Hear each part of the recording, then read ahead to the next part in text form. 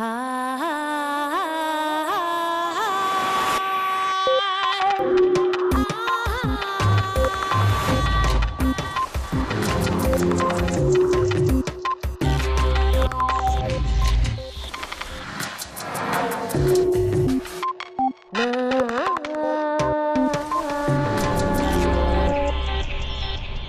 solo ordenador cuántico equivale a un número gigantesco de ordenadores convencionales. Juan Ignacio Cirac. Cada 2 años aproximadamente se dobla la potencia de los ordenadores. Sin duda, la capacidad de computación avanza a pasos agigantados. Pero en un futuro no muy lejano, esta alcanzará un límite que no podremos rebasar con la tecnología que utilizamos actualmente. En este capítulo de Redes, el físico Juan Ignacio Cirac habla con Eduard Punset del desarrollo de los ordenadores del futuro, los cuales, para vencer las limitaciones futuras de la computación clásica, aprovecharán las leyes de la física de lo más pequeño, la mecánica cuántica. Y la mirada de Elsa abordará la multitarea, una práctica que el cerebro practica a menudo y a veces con exceso. ¿Somos buenos haciendo varias cosas a la vez?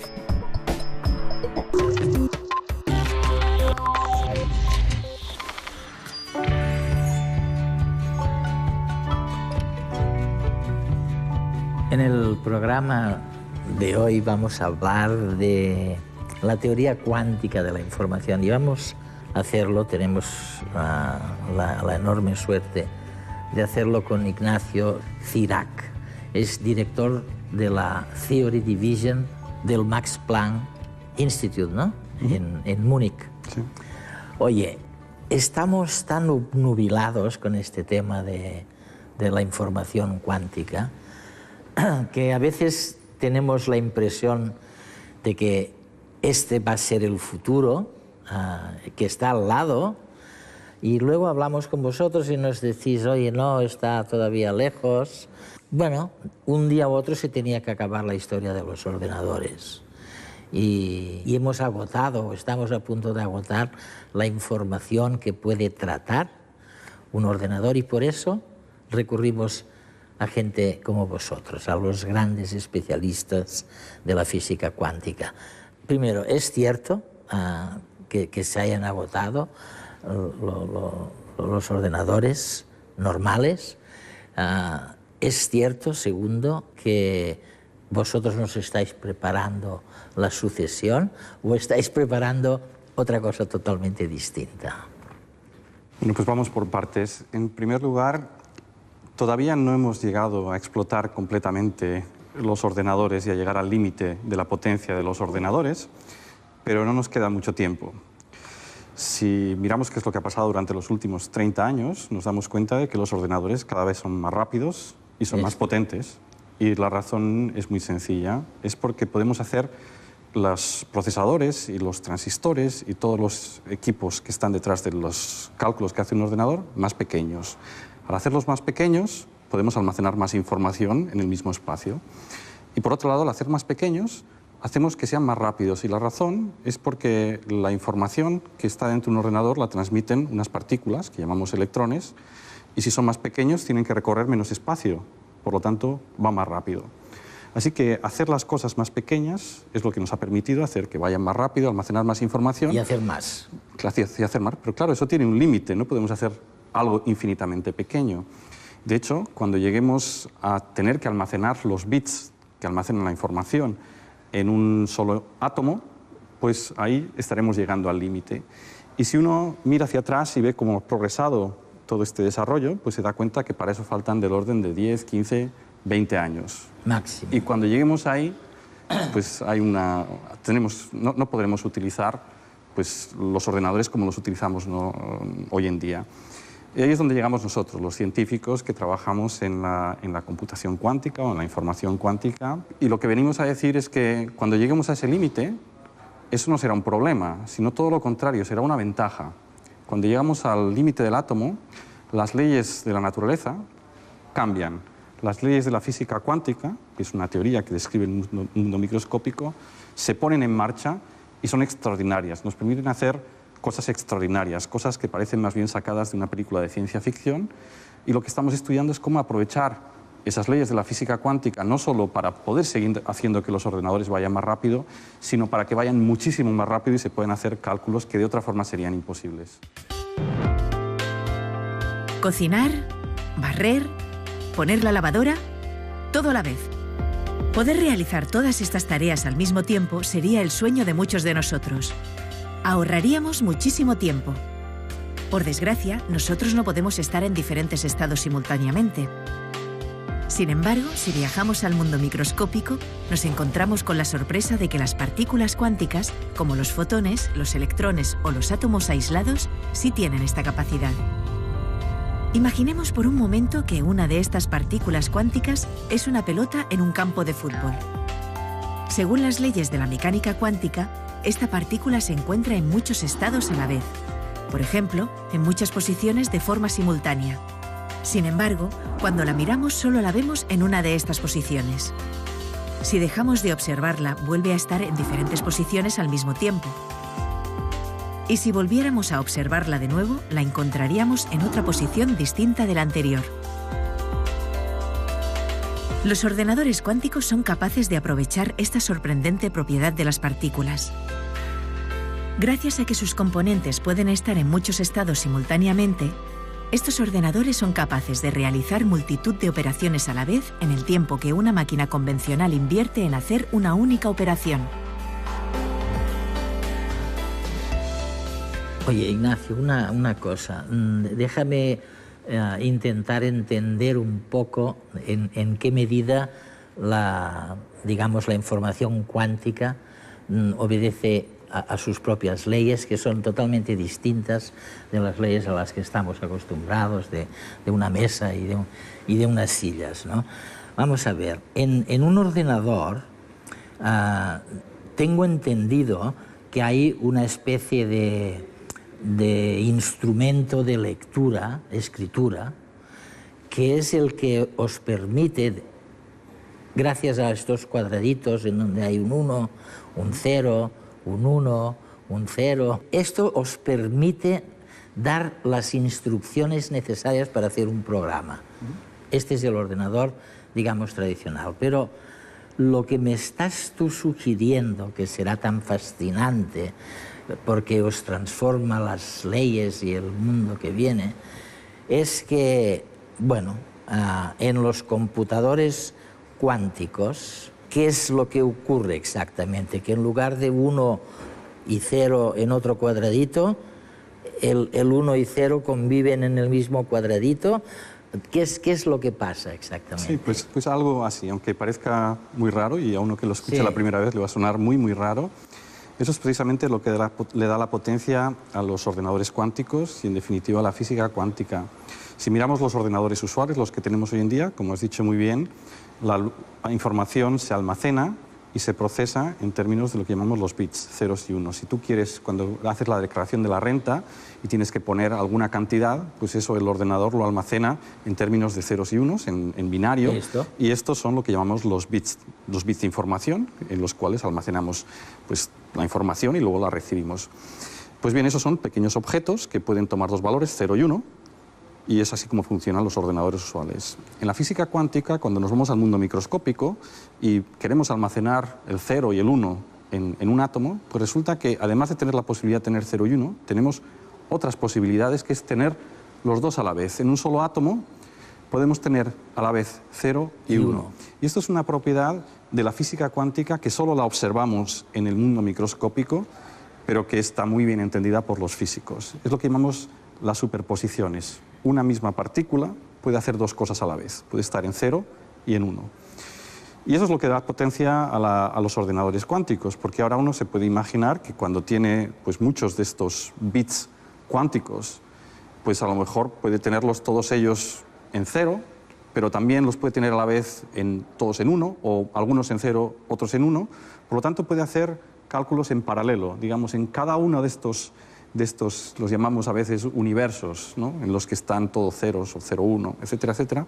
Se puede hacer un cálculo, así que teniendo un solo ordenador es como si tuviésemos millones y millones y millones de ordenadores a la vez, y esto es lo que le da potencia precisamente. ¿Tiene algo que ver esto con lo que llamábamos entanglement o entrelazamiento, en que un átomo puede estar en distintos hemisferios a la vez, o es algo totalmente distinto. Que el entrelazamiento es una consecuencia de este principio de superposición y es algo que juega un papel muy importante dentro de la información cuántica.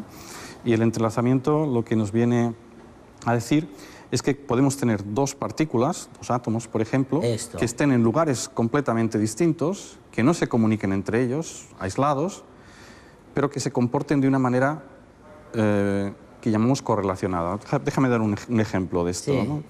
Imagínate que tú tienes un dado y tiras el dado aquí y tienes un resultado. Pues el resultado sabemos muy bien que será típicamente aleatorio. A veces el 1, a veces el 3, a veces el 6.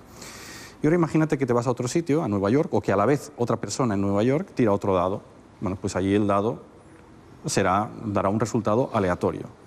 Bueno, pues de acuerdo con las leyes de la física cuántica, es posible tener dados microscópicos en los cuales cada vez que tiremos un dado aquí, obtendremos un resultado aleatorio. Pero si tiramos a la vez otro en el otro lado, tenemos exactamente el mismo resultado. Si aquí tiro y obtengo el 3, aquí tiro y obtengo el 3. Es decir, son resultados aleatorios, pero completamente correlacionados.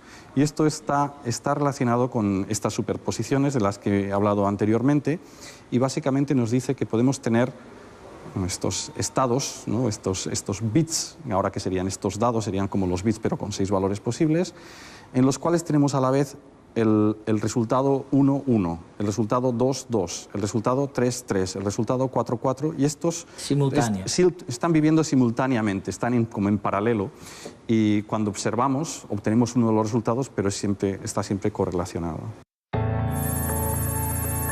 La enorme capacidad de computación de los ordenadores cuánticos puede poner en jaque el sistema actual de encriptación de los datos confidenciales que circulan por Internet, basado en tediosas operaciones que requieren mucho tiempo de cálculo para los ordenadores actuales.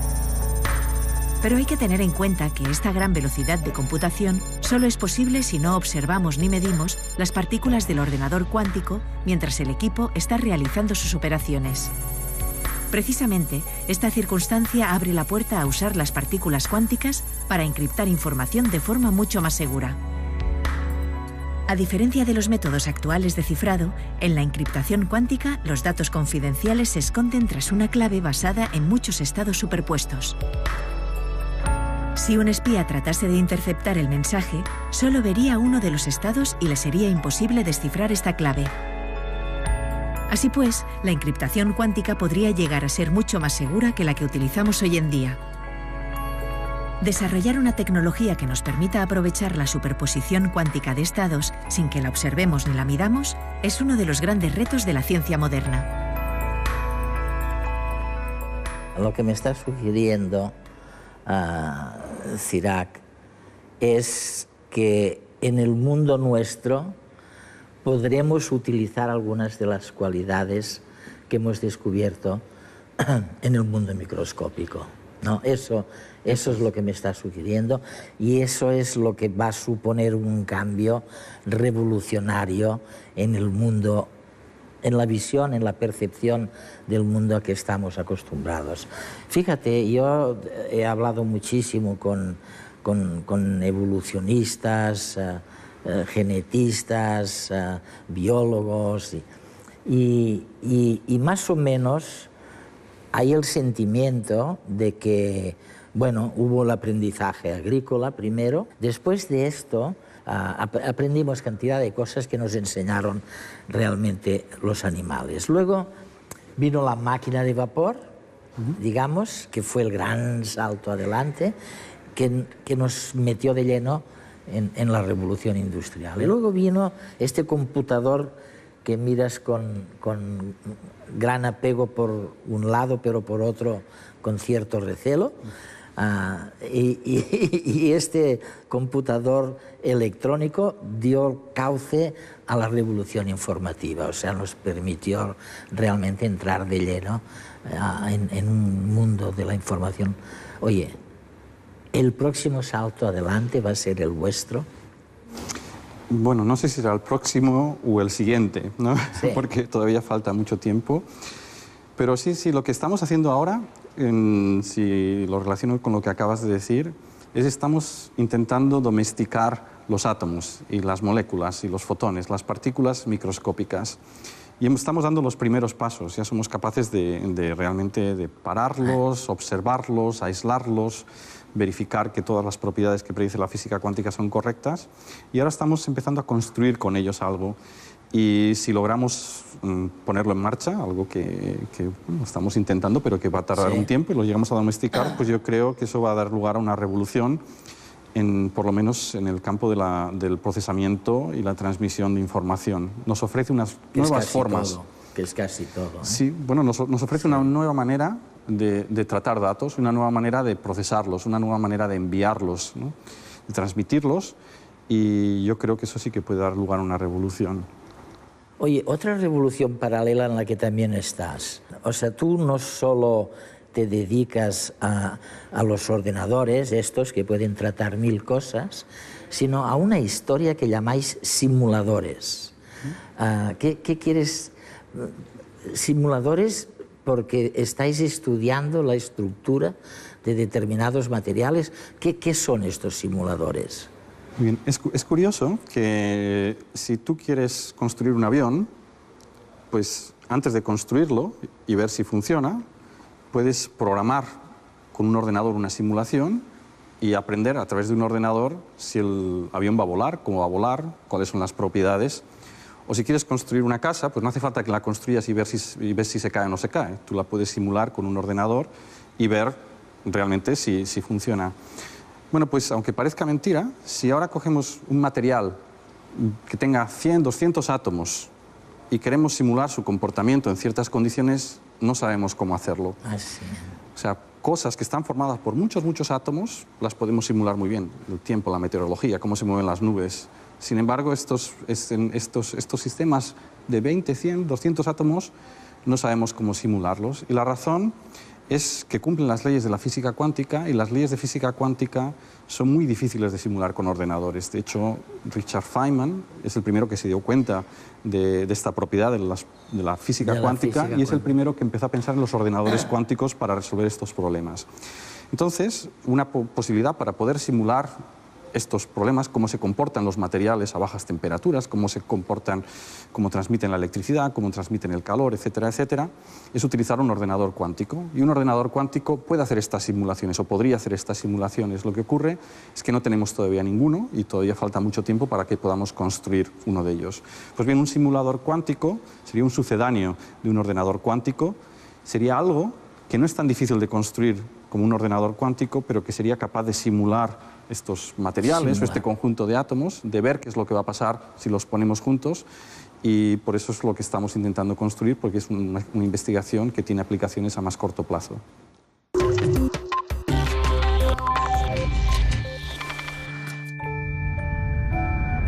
La ciencia avanza deprisa, pero aún así necesita su tiempo.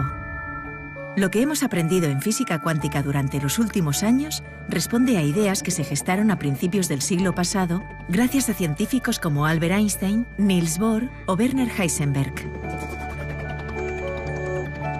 De modo parecido, hemos tenido que esperar 50 años para hallar evidencias de la existencia de la partícula que hace que la materia del universo tenga masa.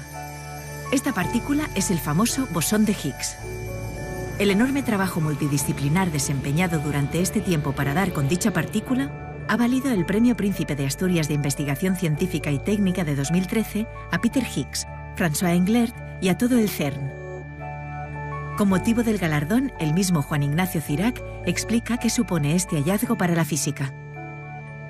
Ahora sabemos, a través de lo que se llama el modelo estándar, que existen dos tipos de partículas. Las partículas que forman la materia, las partículas de materia, y las partículas que describen cómo las fuerzas aparecen entre las partículas de materia. Es lo que llamamos las partículas de fuerza. Y el modelo estándar es el que nos permite estudiar cómo todos los fenómenos aparecen a partir de todas estas partículas. Pues bien, el modelo estándar tenía un problema, y era que las partículas de fuerza, según él, no debían de tener masa.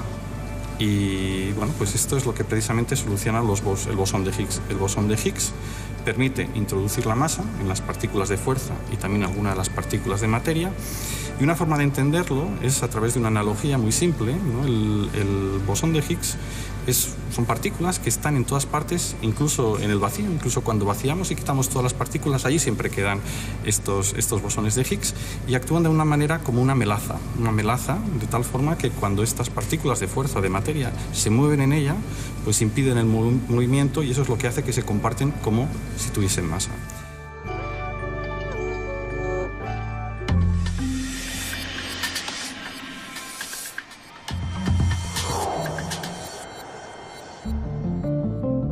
Dice Juan Ignacio Cirac que estamos intentando domesticar los átomos, las moléculas y los fotones, las partículas microscópicas. Resulta fascinante asomarse a las propiedades del mundo microscópico. Una de ellas es la superposición, es decir, que una misma partícula puede hacer dos cosas a la vez. A nuestra escala humana, ¿qué nos sugiere esta capacidad? ¿Se te da bien hacer varias cosas a la vez, es decir, el multitasking? ¿Lo haces por obligación o porque te gusta distraerte?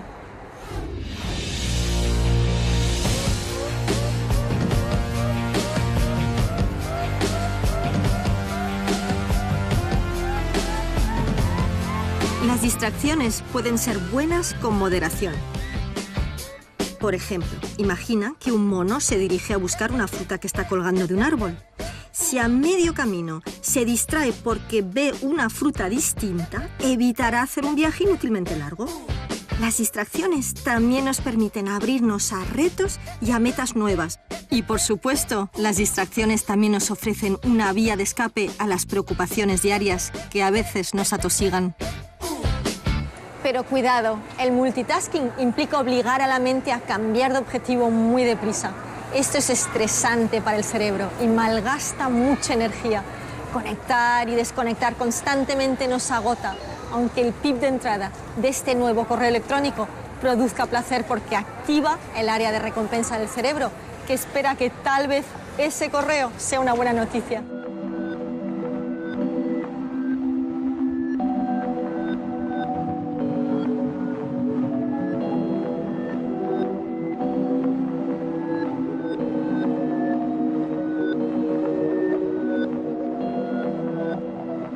Hay que tener mucha fuerza de voluntad para no distraerse constantemente y para ello vamos a hacer espacios para la no distracción.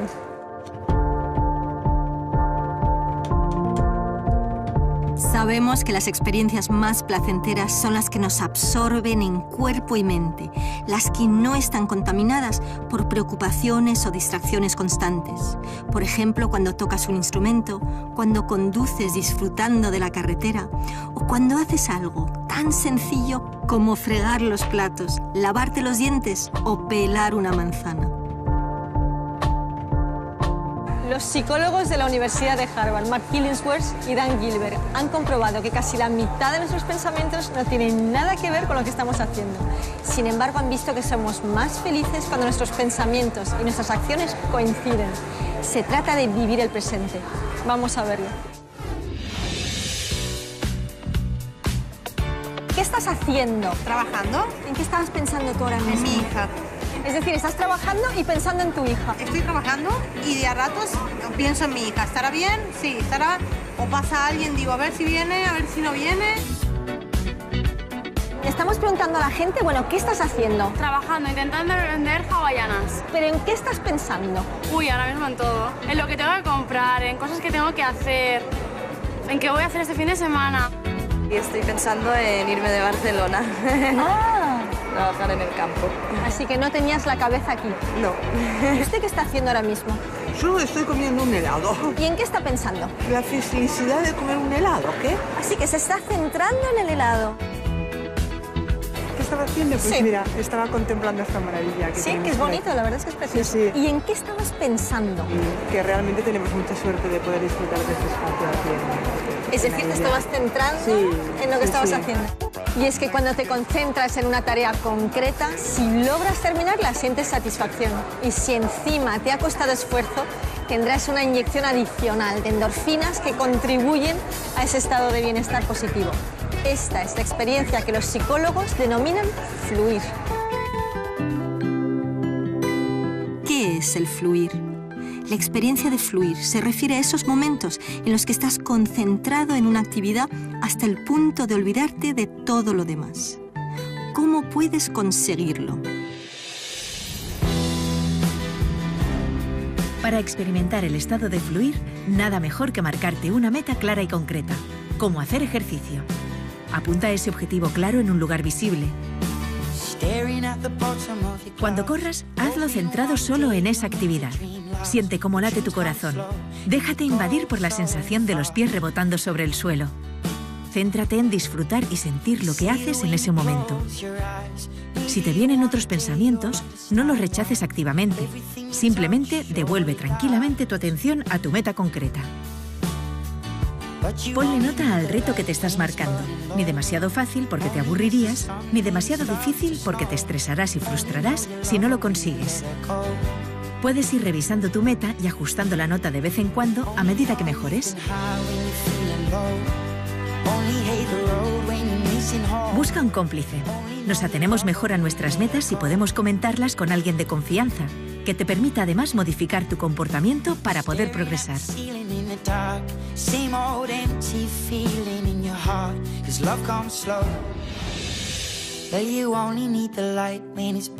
Recuerda que la finalidad que buscamos no es solo hacer ejercicio, sino hacer ejercicio sin distraerte, buscando ese sentimiento de concentración y plenitud que llamamos fluir. Cuando estés acostumbrado a sentirlo, podrás practicar trasladándolo a otros ámbitos de tu vida. Disfrutarás más de cada momento. No es magia, es inteligencia emocional.